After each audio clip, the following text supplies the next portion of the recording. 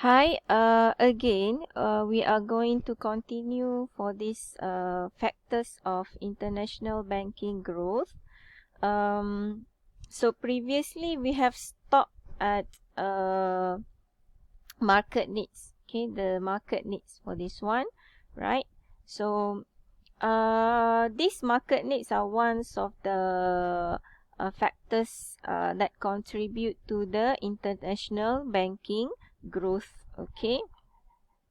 So as previously we have mentioned about SWOT analysis, market segmentations, okay, and for market needs also employees should be encouraged to continually inform, educate, and provide solutions to the customers. Okay, so yes, in every corporate sector or businesses, educating consumers is kind of critical and will contribute to trust building between the corporations and the consumers. So in the case of international banking, this will be between the banks and the consumers. Okay. Uh, Next factor is I would like to explain about risk reduction. Okay, the risk reduction. So in any corporations, whether financial or not, that doing businesses abroad are always at a risk of facing any unexpected changes in the economic, social, or political environment in the country, which country that they are operating in. So whenever they're moving abroad, of course they will likely will exposed to this kind of risk, because each and every country unique and having of course problems which are actually unique to that particular countries only, right? So whenever we move our businesses or corporations or these banks abroad, of course we will expose to this kind of risk. Okay, so this risk could actually cause problem to their services. So different compliance and regulatory requirements from country to country, labor unrest, political instability, and fluctuations in the currency are just a few of the country risks that will be faced by these banks. Okay, so of course apabila they are moving their businesses abroad, setiap country will actually have different regulations, different rules. Okay, different level education level. Okay, and some more the political instability. So this will actually become a kind of risk to the bank. So of course, however, they will reach a kind of greater stability of earnings, okay, with this international diversification. So walaupun begitu, masih lagi bank-bank ini cuba mengembangkan bisnes diorang di luar negara, untuk mereka diversifykan dia punya profit, okay, dan dia punya businesses. Alright, so one more thing adalah about risk reduction is offsetting business and monetary policy cycles across nations will reduce the country-specific risk of any one nation. So, mereka perlu mengimbangi, kena offset business dan monetary policy cycles yang sedia ada. So, of course, this bank kena sesuaikan dia punya rules dan regulation dengan rules dan regulation yang ada di negara tersebut. Okay, especially if it's involving halal services dan sebagainya. Okay, between the conventional and the Islamic services, of course they have to offset uh,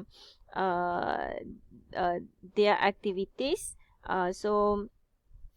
If the country is more towards Islamic country, of course they have to find another way to make their products more Sharia compliance and so on. Okay, so to be specific, the risk can be categorized into 6 components. So these are kind of risks that are available to these banks. Okay, the first risk. Yes, the first risk is the strategic risk. Okay, so this strategic risk is a risk that the business might fail or the banks might fail because of their own management and their own strategic application. So, apabila mereka move dia punya banking services abroad, of course, they just not moving their businesses over there. They must have a strategic management planning. Okay, so what will happen if the products didn't make a successful, of course, a successful one at the particular country. So, kalau produk yang mereka lancarkan tidak berjaya di pasaran asing, so ini yang mereka perlukan kind of a good strategic management. So that's why sometimes you can check a few banks that moving abroad. Pada mulanya mereka agak bagus, dapat menyaingi local banks, tetapi lama kelamaan mereka mula menutup cawangan mereka satu per satu. They cannot survive. Okay, so this is the strategic planning that they have to put forward before moving their businesses abroad. Okay, strategic risk is quite important. Okay, second, legal risk. So, legal risk is a kind of berdepan dengan risiko potential loss or a result of legal issue or a kind of lawsuit. Okay, legal issue such as lawsuit mungkin berdepan dengan risiko disaman dan sebagainya. Okay, so this is the kind of legal suit or lawsuit ini bukan sahaja boleh menyebabkan reputasi bank tersebut jatuh, but then of course it makes hard for them to survive for another financial year. Okay, so ini adalah quite important juga. Okay, the risk of legal risk. That's why normally banks will take a look, a closer look to their products and services before it's being launched, to discuss the products with their hired lawyers and also the authorities, the local authorities over there before they start publishing their products. Okay, the third one is about operational risk. Okay, operational risk is the risk that resulting from any inadequate failed internal process from within, such as staff, control system, management system, right? So whatever the risk that may cause their banks fail to operate as good as they want to, so this is a kind of operational risk. So they must have a kind of good teamwork from within. Of course, they must have reliable, not just educated human capital, but they must have a kind of reliable integrities staff, all right, to work with the banks itself over there. Okay, so this is a kind of internal operational risk that they might face lah in the future if they moving their banks abroad. Okay, country risk. All right, so number 4 is country risk. A risk that foreign government will default on its bonds or any other financial commitment. So this is more critical, especially when businesses or banks are investing in the less developed countries or less developed nation. So country risk adalah di mana satu-satu kerajaan atau government gagal membayar balik bonds yang mereka issue, ataupun any other debts or financial instrument yang mereka issue dan mereka perlu make nak payment back tetapi gagal dibayar, maka of course bank dekat sana juga akan suffer if of course apabila mereka juga terlibat dalam instruments yang dikeluarkan. Okay, so ini adalah country risk. So sangat critical, especially kalau di negara-negara yang kurang membangun. So mereka berdepan dengan risiko country risk.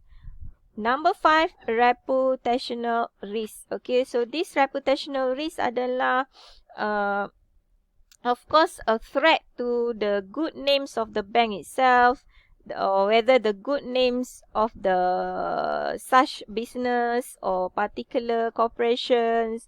So for example, kalau nama baik bank itu tercemar, mungkin disebabkan dikaitkan, katakanlah contoh ada satu report mengatakan bank ini dikaitkan dengan penajaan aktiviti penajaan senjata kepada kumpulan-kumpulan resisten atau kumpulan pemberontak dan sebagainya.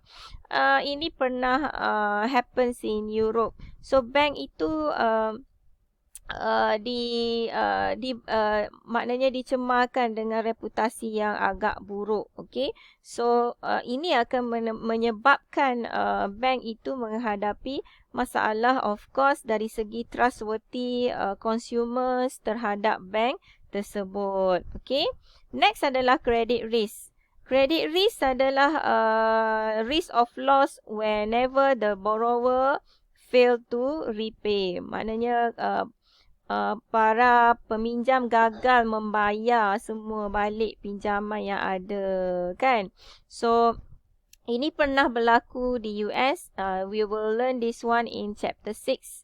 Okay, the credit risk that being faced by US and a few particular countries. Okay, so apabila borrower gagal membayar balik pinjaman, itu yang dihadapi oleh bank tersebutlah, kita panggil dia sebagai credit risk.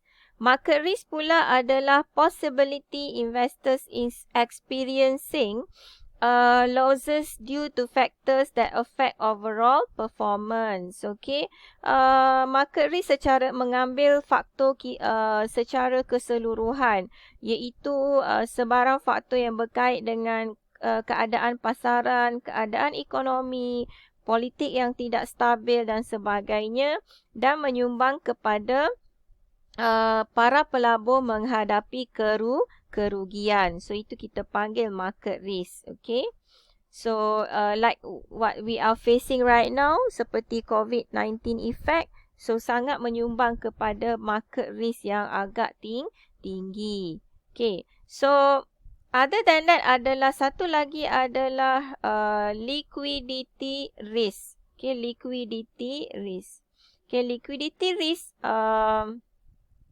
for this part, okay, sorry, liquidity risk, right, adalah happen when business and investors fail to pay any of their short-term payments or short-term obligations. So apabila businesses dan investor gagal membayar whatever short-term payments or obligations, ini yang kita panggil sebagai liquidity risk. Agak bahaya untuk satu-satu business ataupun termasuklah banking businesses apabila liquidity risk berlaku. Meaning to say people don't have such liquid assets anymore to make payments on their short terms obligation. So agak bahayalah if liquidity risk happens. Okay, so that is all about market needs and also risk reduction. Next, economic development, I will let you know in another video. Thank you.